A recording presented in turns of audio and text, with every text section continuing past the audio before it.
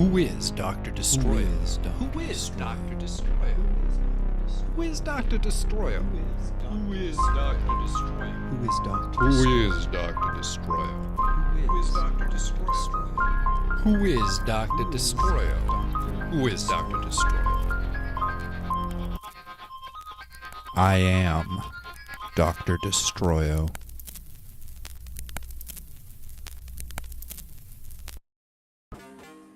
From the Death by Media Man podcast show, it's Dr. Destroyo. The story of the world's first true supervillain. We're telling Dr. Destroyo in sequence every 2 weeks. So if you haven't listened to the first episodes, go back and start there. Then, this will all make a lot more sense.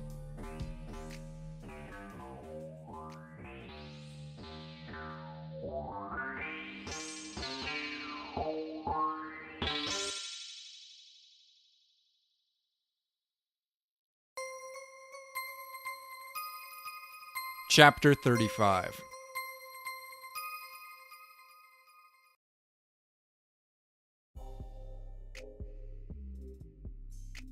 I went through the same distribution process a second time. I burned the file onto a bunch of CDs and I wrote Dr. Destroyo on the discs with a black marker. I wrote with clean little letters, each about an inch high, and I wore thin plastic gloves the whole time so as to not get any DNA evidence on anything or whatever. What are the big ones to watch for? Skin, hair, snot, and cum? Well, I kept those off all the discs as best I could. Then I took the discs out into the city. There were 7 copies, 6 of which I dropped without incident at a bookstore, a coffee shop, a used record store, and 3 by different bus stops. But the final disc... I tried to drop the last disc off in an audio appliance store. The kind of place that sells lots of audio hardware for homes and cars. The sort of place where they make the staff wear those tacky polyester golf shirts with a name tag and a store logo over the left breast. Their music CD selection wasn't that great, but I figured that would work to my advantage, since a smaller section just increased the odds of my disc being found faster. I slipped the disc out of my pocket, dropped it down between a couple of albums in the alt-pop section, and started to slip away. I'd barely gotten a few paces down the aisle, though, when I felt a big, heavy hand come down on my shoulder, and I thought for just a moment that it might be the specter of death, come to claim my soul. I turned around and saw a guy standing behind me who was about 6 inches taller than I was. He was also about 80 pounds heavier, with most of the extra weight located around the middle of his body like a protective layer. A sketchy half-beard covered the lower half of his face and most of his neck, and the singular eyebrow that ran across his forehead was knotted with thick lines of concentration and seriousness. His uniform marked him as a store employee. "Hey," he said, staring down at me, "you left this back there." In his hand, he held the disc. The Dr. Destroyo disc. Yeah, I said, scrambling to invoke my pre-planned cover story. "I found it there," I sputtered quickly. It's not mine." "Where'd you find it?" "Where I left it," I said, feeling droplets of sweat squeezing out between the pores in my back.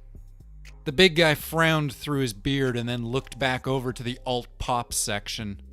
"Oh," he said slowly. "Yeah?" "Yeah," I said, nodding agreeably. "What is it?" he asked, releasing me to focus his attention on the disc. "I don't know," I said. It has some writing on it, or something." "D-R," the clerk said aloud, reading the first letters phonetically. "Destroy-O?"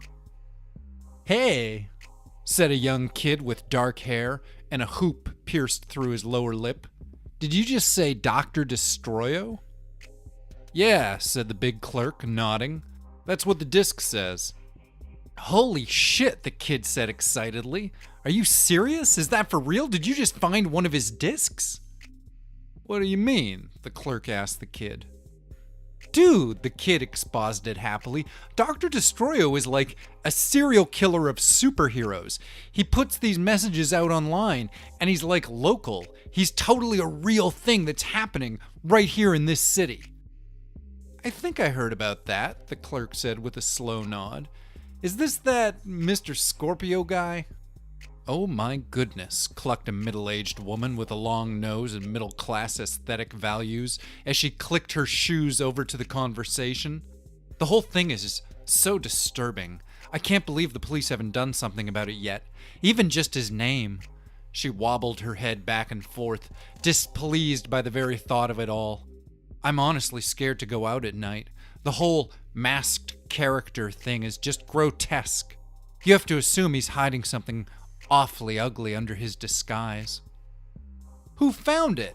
Asked another clerk, this one a young woman with bright pink pigtails. That guy, said the big bearded guy, pointing me out. I was trying to make my getaway, but running off was becoming more conspicuous than staying. It was kind of my worst case scenario, and all my contingency plans had evaporated. I stammered nervously. It was just in there, with the other CDs. Why didn't you say anything? Asked the kid with the pierced lip. He was grinning at me like I'd found the golden ticket to the candy factory. I don't want any part of this, I said, putting up my hands. Serial killers and internet criminals? No way, man. I don't want any of this. What? The kid just kept pushing. Why not? Leave him alone, the middle-aged woman told the kid. Anybody with any sense would have just left that thing where they'd found it or gone to tell the police, which is what you should do now, she concluded, directing that last bit at the bearded clerk.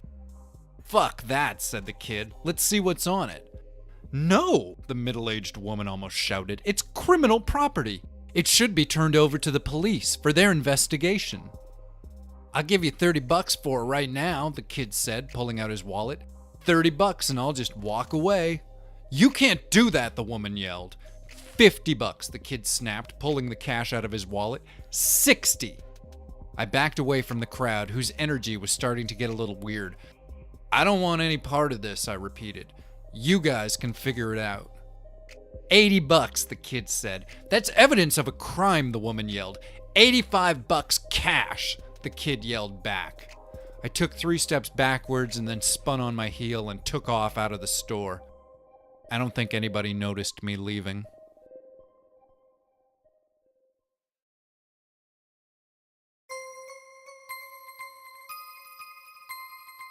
Chapter 36.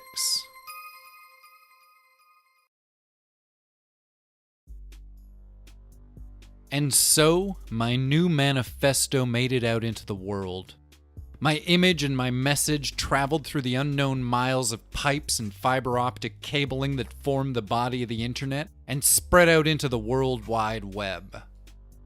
A seed of my mind, my consciousness, was embedded within the viral video which was now encircling the globe like some great self-perpetuating disease of ego and mayhem. I was like that giant snake from those old myths, the one that was wrapped around the world, and I was starting to squeeze. Based on what I could see online, at least 2 of the discs made it out, though I suspected that the one from the CD store had ended up with the cops and would never see the light of day. Or the light of the internet, or whatever. What about the other discs? They'd probably just been ignored or unnoticed, or were being hoarded away in dank little apartments rented out by weirdo nerds. Online, the world was full of angry responses to my chaotic rhetoric. I felt like I'd hit just the right balance of arrogance and surrealistic insanity to anger the broadest possible cross-sections of internet communities. Responsible people hated me because I was a psycho killer. Irresponsible people hated me because I clearly thought I was better than them. Nobody was on my side. Message boards filled up with dissections of my every choice of phrase. I read samplings and clips of it all, but mostly ignored what all the little people were saying. A few clips of my film showed up on big-time news programs, though the mainstream media was obviously trying to avoid glamorizing my activities. Thanks to the faceless and plausibly infinite army of the internet, though, the mainstream didn't really matter. Anybody who wanted to hear what I had to say could find it for themselves easily enough. I was only ever a few clicks of a keyboard away from anybody. Everybody. Every second website hosted a link to a different upload of my video. A lot of them were taken down by orders of various global internet task forces, but you know how that sort of thing goes. Once it's out there, it's out there. It could get taken down, but it would just go right back up. Within a few days, at least 1 million people around the world had copies of my video on their computers. There was no getting rid of me.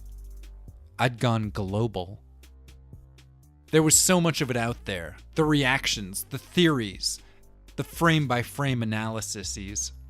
It was kind of fascinating, in a way that it's fascinating to read about yourself being written about by people who have never met you. But eventually I got bored. I got bored of reading about myself and thinking about myself and theorizing about myself, so I turned off the computer and I walked away.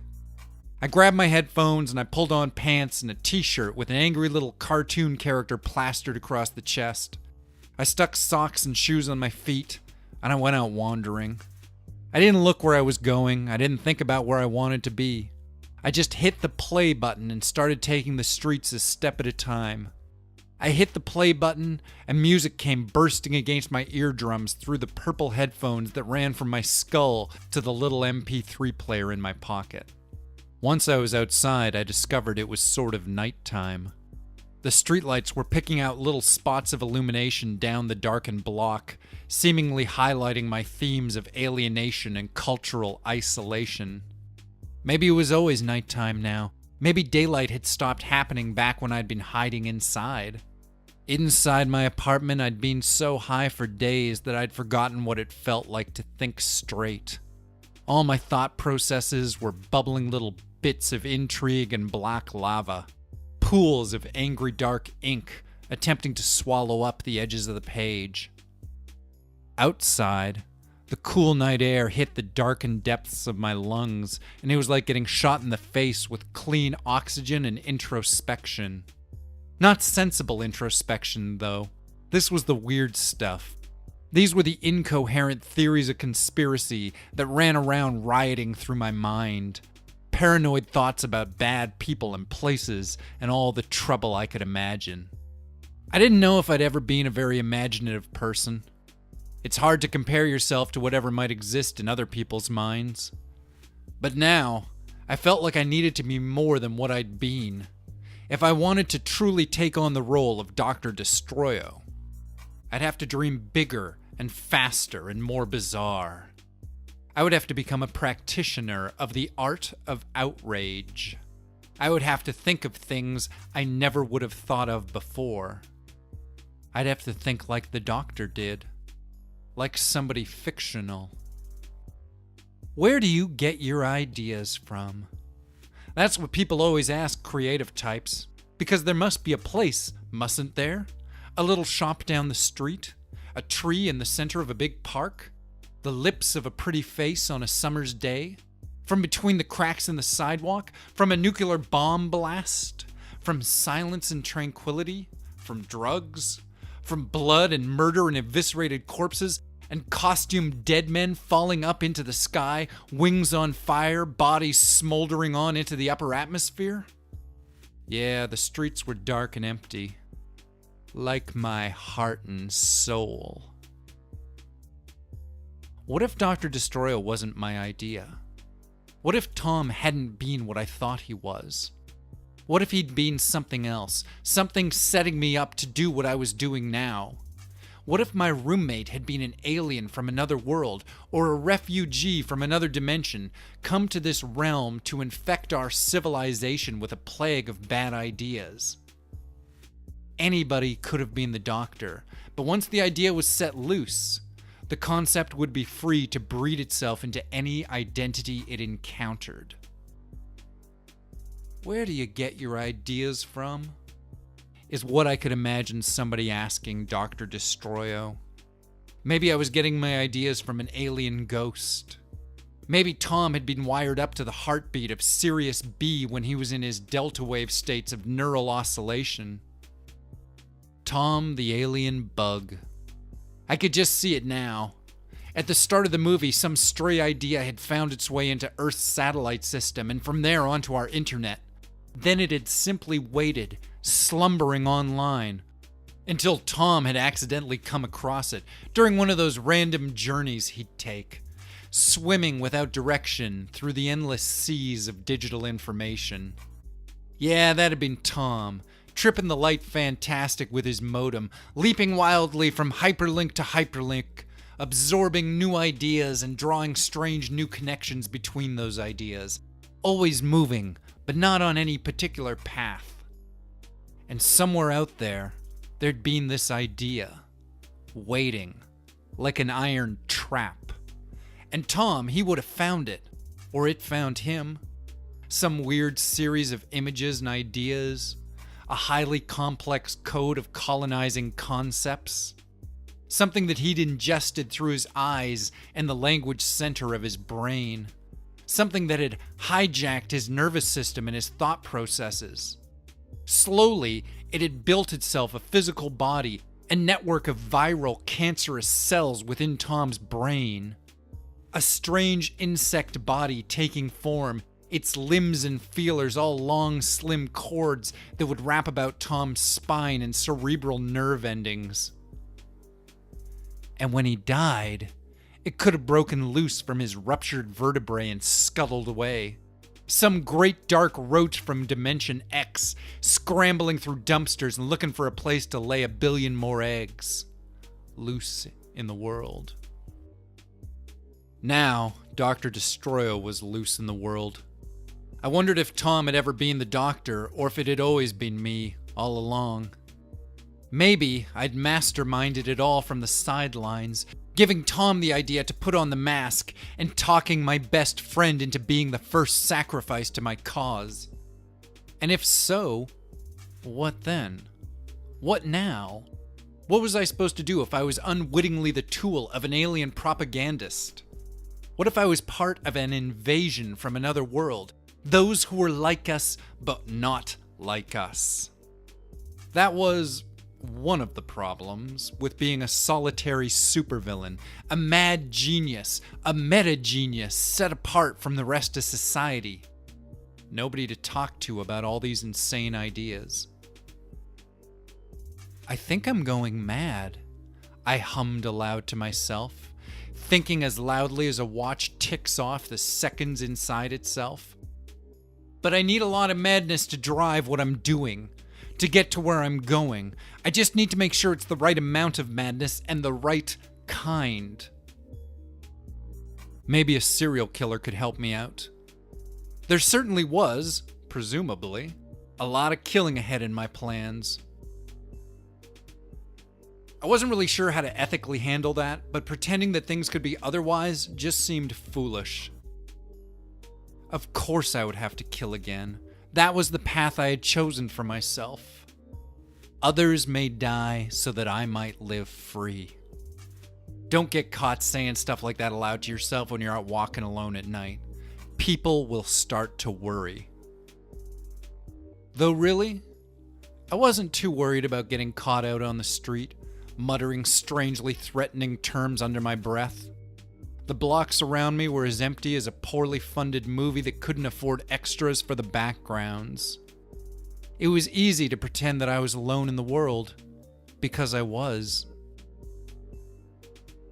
Everybody was dead, except for me. Well, they weren't dead, they just weren't real.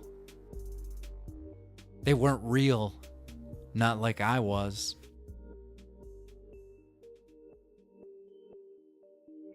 Nobody was as real as I was.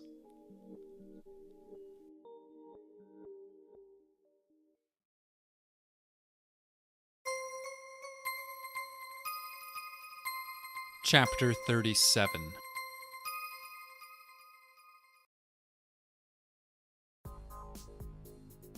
Over time, I was developing a weird, stalker-esque relationship with the internet. I'd gone out of my way to make it notice me, and then I ignored it for weeks at a time. My primary interest was in analyzing the tones that predominated the global conversation. It was like a science project where I was testing everybody's responses, their reactions. The world was joined together, strapped under my microscope. I was looking less at the individuals and more at the larger trends, and they all seemed to be pretty angry and condemning. They all seemed to be angrily condemning me, specifically. People wanted Rex Challenge back, and they wanted Dr. Destroyo gone. And who could blame them? I was a jerk. I stood in front of the bathroom mirror and watched the passage of time as it trickled across the empty space framed therein. 2 months had gone by since Tom had died, and once again, I was just about out of money. I'd spent most of what I'd stolen and fallen off the face of the world. The only people I spoke to were the guys behind the counter at the pizza place and the guy who stood out front of the pizza place selling little dime bags of weed. I did my best to never be outside while the sun was still up in the sky. I was about equal parts supervillain and burnout. I wore my mask around the house. Hell, I wore it into the shower once just because I forgot I had it on right until I added the shampoo. I ate a lot of pizza, and I smoked a lot of weed, too.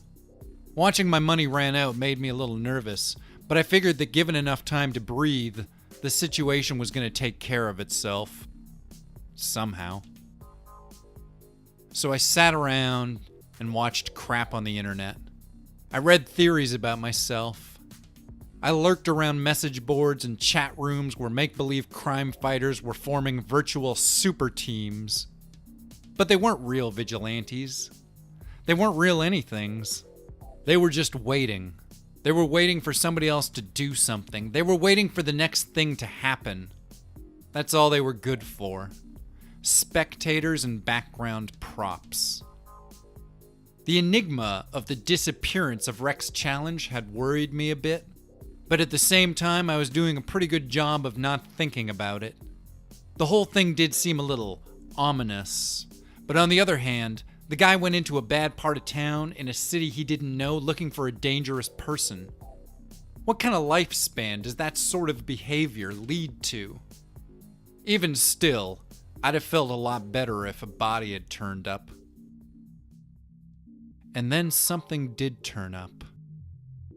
Something else. Somebody new.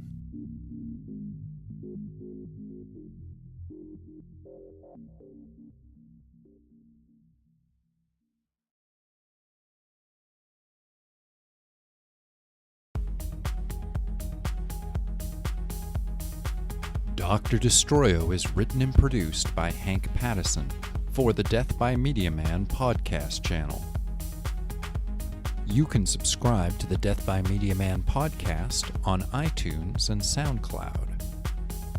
If you enjoyed this, please leave us a like or a comment and tell a friend. And if you'd like to support the Death by Media Man channel with your money, there's a link to our Patreon in the description of this program. Thanks so much for listening, and we'll see you in 2 weeks for the next installment of Dr. Destroyo.